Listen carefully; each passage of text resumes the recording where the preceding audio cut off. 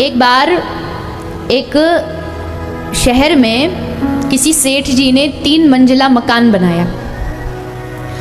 अब मकान तो बना लिया 3 मंजिल का, पर रहने वाला कौन? एक बेटा था, एक बेटी थी। बेटी की शादी हो गई, बेटा पढ़ने विदेश चला गया। अब सेठ और सेठानी 2 ही बस 3 मंजिल घर में, करे क्या? इतना बड़ा घर मन भी नहीं लगता। तो सेठ जी ने सोचा एक काम करते हैं, इस घर का 2-4 कमरे किराए पे दे देते हैं। तो उन्होंने किराए पर एक अखबार में वो जो निकलता है एडवर्टाइज जो निकलती है, तो वो दे दिया कि घर किराए पे जिसको चाहिए तो खाली है। तो 2-4 लड़के वहाँ आ गए। लड़कों ने कहा सेठ जी हमें ये किराए पे दे दो, हम विद्यार्थी हैं, हम पढ़ने वाले हैं यहाँ। तो सेठ जी ने कहा ठीक है। कितने लोग हो? बोले 4-5 लोग हैं, 2 कमरे दे दिए किराए पर। अब सेठ जी ने सोचा था अच्छे विद्यार्थी हैं, पढ़ेंगे लिखेंगे, आएंगे आराम से। लेकिन हुआ क्या, वो विद्यार्थी तो थे नहीं, उल्टा सेठ जी का घर उन्होंने जुए का, शराब का अड्डा बना दिया। वहाँ शराब पीते, जुआ खेलते, सब गलत गलत काम करते। सेठ जी को लगा कि ये तो गड़बड़ है। सेठ जी ने कहा कि हमारे घर से निकलो, निकल जाओ यहाँ से, हमको नहीं देना किराए पे। अब वो थोड़ा होता है ना, कुछ दबंग प्रकृति के लोग होते हैं। सेठ जी बेचारे उनसे डरे भी, ये नौजवान हैं, कभी भी कुछ भी कर सकते हमारे साथ। बड़े डर के मारे अब घर से निकालना भी और निकाल भी नहीं पा रहे, क्या करें, बड़े परेशान। डराते हैं, धमकाते हैं सेठ जी को। सेठ जी बेचारे चुप। एक दिन क्या हुआ, सेठ जी शहर के चौराहे पे बैठे थे, तो ऐसे ही सब में बात चल रही थी कि शहर में नए एसपी साहब आ रहे हैं, नए एसपी साहब का तबादला हो रहा है। पर जो ऑफिशियल जो उनको घर मिलता है रहने के पुलिस वालों का, वो कुछ उसमें थोड़ा डेंटिंग पेंटिंग चल रही। तो एसपी साहब को रहने के लिए मकान चाहिए, एक कोई रहने के लिए घर चाहिए।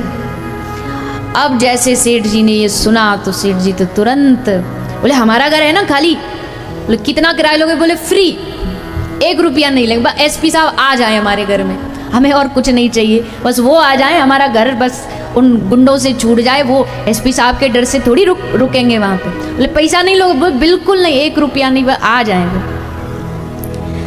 ठीक है, ये तो बड़ी अच्छी बात है। अब एसपी साहब आए, उससे पहले उनका सामान धीरे धीरे आने लगा घर में। तो वो जो लड़के थे वो पूछ रहे ये सामान किसका आ रहा है? तो बताए शहर के एसपी साहब यहाँ रहने आ रहे हैं। एसपी साहब आए, उससे पहले सब सामान बांध बूंद के सारे जो लड़के थे वो वहाँ से भाग गए। अब हम मरेंगे, जेल में एसपी साहब डालेंगे। तो ये कहानी क्या है? अब इस कहानी का मतलब समझो। मकान क्या है? ये मनुष्य रूपी जो शरीर है हमारा, ये मकान है, ये हमारा घर है। ये घर किस लिए बनाया था? कि इसमें भगवान आके रहे, अच्छाइयाँ आके रहे। लेकिन हुआ क्या? हृदय भुवन प्रभु तोरा, जहाँ आए बसे बहु चोरा। ये हृदय, ये मेरा जो मकान था, ये आपका घर था, पर हुआ क्या, इसमें बड़े सारे चोर आके रहने लगे। कौन से चोर? काम, क्रोध, लोभ, मोह, लालच, गुस्सा, ये सारे जो अवगुण हैं, इन्होंने अपना घर हमारे हृदय में बना लिया। ये हृदय बना इसलिए था कि इसमें भगवान आके रहेंगे, पर इसमें कब्जा कर लिया इन बुराइयों ने। अब जब इन बुराइयों ने कब्जा कर लिया, तो जैसे एसपी साहब के आने से वो सारे जो चोर हैं, दबंग हैं, वो सब घर छोड़ छोड़ के भाग जाते हैं। वैसे ही भागवत कथा जब हम श्रवण करते हैं, तो भागवत सुनने से क्या होता है? भागवत सुनने से भक्ति हमारे हृदय में आती है। और जैसे इन चोरों को पता चलता है कि भक्ति आने वाली है, भक्ति आ रही है, अब ये कथा में बैठ गया है, अब भक्ति इसके हृदय में पहुंचने वाली है, तो भक्ति देवी को आता देख डर के मारे ये सारे जो बुराइयां हैं, ये हमारा हृदय छोड़ के भाग जाते हैं। अब यहाँ रहना ठीक नहीं है, अब यहाँ भक्ति आने वाली है, अब ये जगह छोड़ के हमें जाना चाहिए। अच्छी लगी ना बात? तो इसका मतलब क्या है कि ये हृदय किसका घर है? किसको विराजमान करना है यहाँ? भगवान को तो करना, पर भगवान बाद में आएंगे। जैसे सामान पहले आया, एसपी साहब बाद में आते हैं, तो पहले भगवान बाद में आएंगे, उनसे पहले उनकी जो रानी है यानी भक्ति देवी है वो पहले आएगी। तो भागवत सुनने से हमारे हृदय में भक्ति का निवास होता है, और भक्ति का निवास होगा, फिर धीरे धीरे भक्ति के पीछे पीछे भगवान भी आ जाएंगे। भक्तन पाछे यूं फिरे जो बछड़ा संग गाय। जैसे गाय को कहीं आपको ले जाओ ना दूसरी जगह, तो कैसे लेके जाओगे? हटीली गाय है, जा नहीं रही। तो क्या करते हैं बोले, उसका जो बछड़ा बछिया है उसको आगे आगे ले जाते हैं। तो बछिया आगे आगे जाएगी, उसको देख देख के गाय अपने आप पीछे पीछे चलने लगेगी। ठीक वैसी भक्ति जहाँ जाएंगी भगवान भी उसके पीछे पीछे चलेंगे। तो इस 7 दिन की पूरी कथा का उद्देश्य और सार कोई आपसे पूछ ले कि इस 7 दिन में आपने क्या सुना और आपको क्या समझ में आया, तो एक ही चीज़ मन में ठानिए, बिठाइए कि इस पूरी कथा का उद्देश्य है भक्ति करो, भजन करो, भगवान का नाम जपो। भजन क्या है? भजन का मतलब यही तो है, सेवा करो, भगवान की आराधना करो, कीर्तन करो, नाम करो, माला करो, इससे भक्ति हमारे हृदय में आएगी। और फिर ये जो और सारी बुराइयां हैं, ये सब अपना जो जमघट बना के बैठी है धीरे धीरे निकल जाएंगी। अभी हमारा हृदय बुराइयों का घर है, अभी हमारे हृदय में क्रोध है, अभी हमारे हृदय में काम है, लालच है, लोभ इतना है कि एक पैसा भी जेब से कोई निकालने को कह दे तो हमारा प्राण निकल जाए।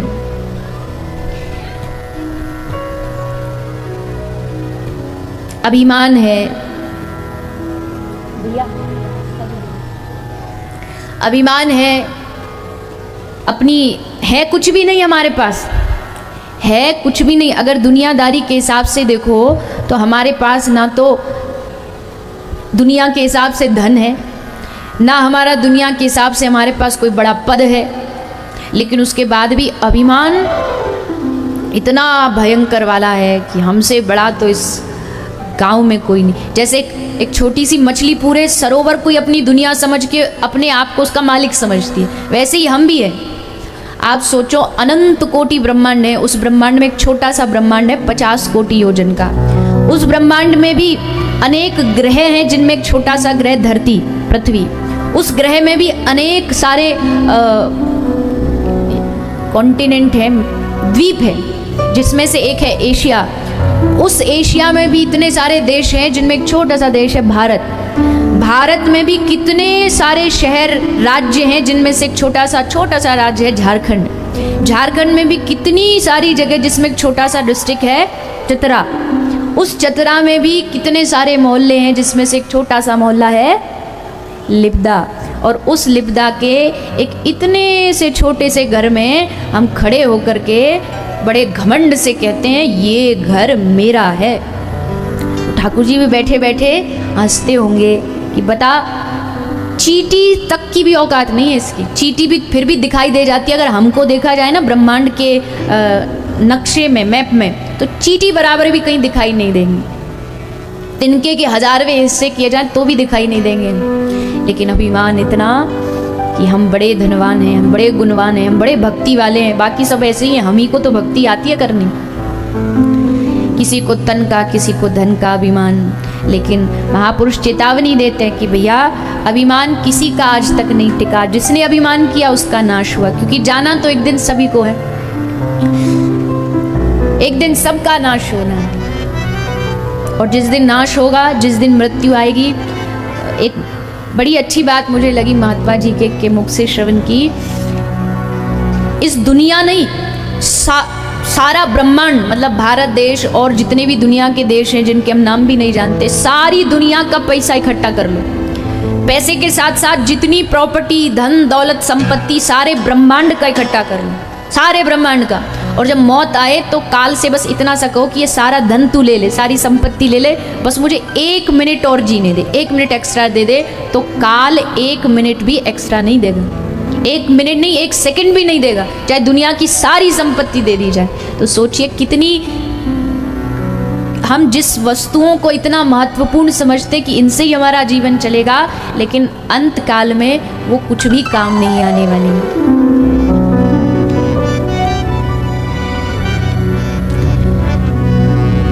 सज धज कर जिस दिन मौत की